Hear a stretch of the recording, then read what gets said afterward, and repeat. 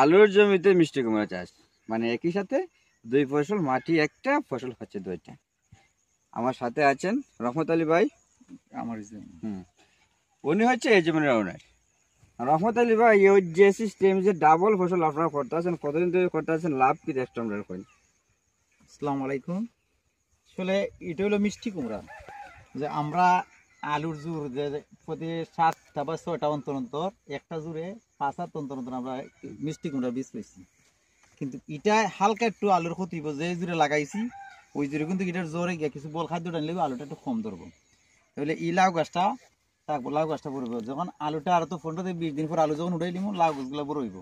বড় হইলে পর আমরা আলুটাই এটার মাঝে সব জাতের সার দিয়া জোর বান্ধে পানি দিলে পর এই লাউ গোটা ওই দিকে। কারণ হইলো আলুর সাথে কি মিষ্টি কুমড়া রয়েছে নাকি আলুর পরে মিষ্টি কুমড়া রয়েছে? আলু রয়েছে 7 দিন আগে, মিষ্টি কুমড়া 7 দিন পরে।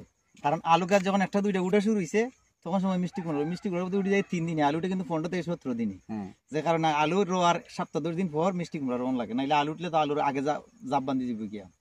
মানে আলু এক দুইটা গাছ যখন বাওয়া শুরু হয়েছে তখন সময় মিষ্টি কুমড়া বীজ দিছি। বলছি 7-10 দিন আগে আলু, তার 7-10 দিন পরে হচ্ছে মিষ্টি কুমড়া। এখন এটা যে সামান্য কিছু ক্ষতি হইলে হইতে পারে, না হইলে না হইতে পারে, কিন্তু আলু দরটা আসলে মনে করেন আলু এক ইয়ার মধ্যে দরটা আসলে 10টা আলু ধরবো, 7টা একটা জুড়ি শুধু সামান্য, তো ওটা শুধু এক জোরের, মানে এক বেডের হিসাব, এক বেডের হিসাব। এখন যাই হোক, এখন এখান থেকে সামান্য কিছু ক্ষতি হইলেও যে মিষ্টি কুমড়া ধরবো, এখানে কিন্তু অনেক মিষ্টি কুমড়ার গাছ আছে, তো সেই ক্ষেত্রে টোটালি দিক হিসাব করে দেখা যায় যে আসলে লাভ হয়। এখন কত হইলো এই জমিতে আপনার এই ধরনের ফসল কত বছর ধরে আপনি করলেন? ইচ্ছা অনেক দিন যাবত আমার আব্বায়েরা ওইভাবে খুঁজাইছে, আমিও করি। গতবার ওই যে পাশে যে আমার টমেটো জমিটা, এটার মধ্যে আমি মিষ্টি লাউ দিছিলাম 365টা লাউ আমি নিজের হাতে কাটছি, কিন্তু জায়গার পরিমাণ 10 শতক হইবে। 365টা লাউ আমি নিজে পারছি এটা থেকে।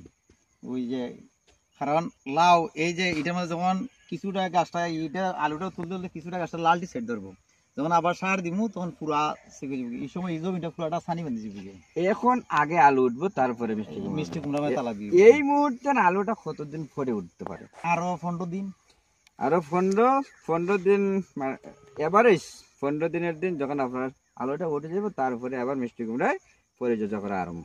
এটাই তো, মানে সর্বোপরি এই জিনিসটা করা কিন্তু ডাবল ফসল, এবং এটা কিন্তু ক্ষতির কিছু না। এটা কিন্তু অবশ্যই এটা চিন্তা ভাবনা করে করতে হবে, যাতে আপনার অর্থনৈতিক দিকে কিছু আপনি আগাইতে পারেন। এটি অত্যন্ত লাভজনক ফসল, আর বিশেষ করে এই জায়গায় কোনোভাবেই এই ডাবল ফসল বা আন্তঃ ফসল চাষ করলে কোনো ক্ষতি হওয়ার সম্ভাবনা নেই, প্রচুর পরিমাণে লাভ থাকবে।